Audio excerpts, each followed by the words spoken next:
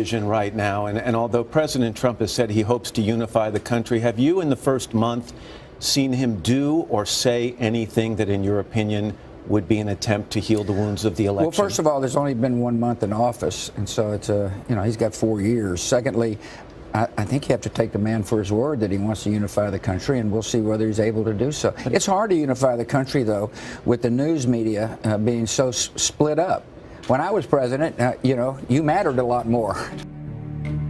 Who can say where the road goes, where the day flows? Since you're attacking us, can you give us a question? Mr.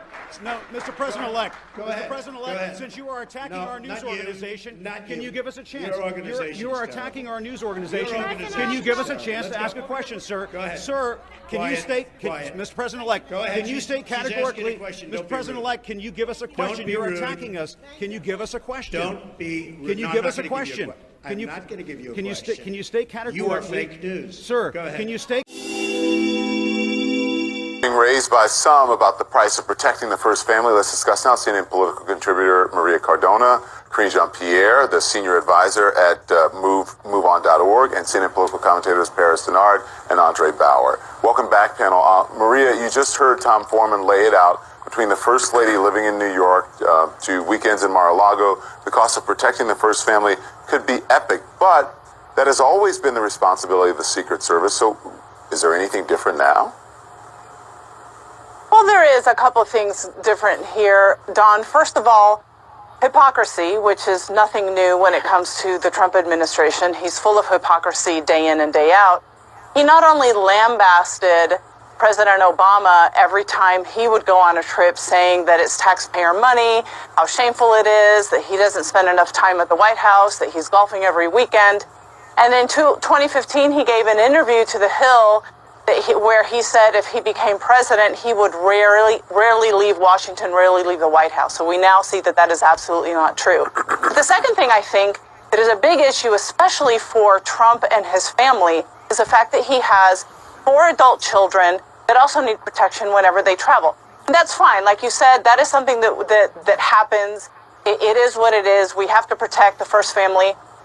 All of it, including the adult children. But when the adult children are out on business trips, making deals, closing deals, and making themselves rich while taxpayers are paying for it, that is a completely different thing. Let me bring the other panelists in here because we have short time. Andre, the Washington Post reports that the Secret Service hotel bill for Eric Trump's trip to South America last month was nearly $100,000. Both the President Trump's grown children heading to a golf course opening in Dubai this weekend.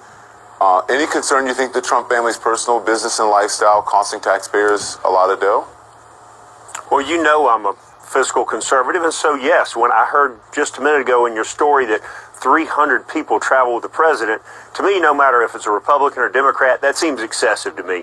And somebody ought to look into ways to save money. I think the first family needs to be protected no matter who it is. And we could argue, look, Bill Clinton bills the United States government to have Secret Service on his property, which to me seems a little bit crazy. It's illegal, but he's the only person to ever do it. But you could go through all of them, of the trips they took, and maybe they shouldn't have taken some of these trips. But at the end of the day, we want the most powerful leader in the world protected. But can we do it in a more prudent and responsible way? Hopefully so, and hopefully somebody within this administration will look at it and say, here's where we can save some money. Because at the end of the day, the taxpayers are footing an extremely large bill. Yeah. Karine, you say this is hypocrisy?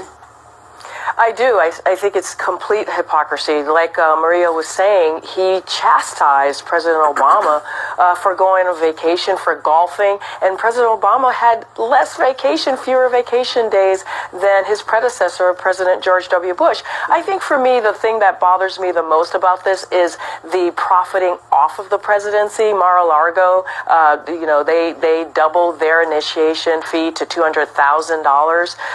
And also, he actually never let go of ownership of his businesses. So his adult children are traveling, making money for the organization. So he's profiting. I want to bring in Paris now. Sorry to cut you guys short, but I want to get it all in before we have to go. Paris, what do you think? I think this is fake news. This is not a news story. Don, tell me what about it is fake, Paris. We're going to go. Are we going down this road again? Yeah, we are. Come on, Paris. I interrupt Paris. any of you all. Let me just tell you why. The president is not breaking any laws, and he's not doing anything. It's not his Okay, fault. Paris, hold on. Let me ask you this. No, Let me ask you. I'm going to let It's you not- finish. I'm going to let you finish. Do you actually know what the definition of fake news is?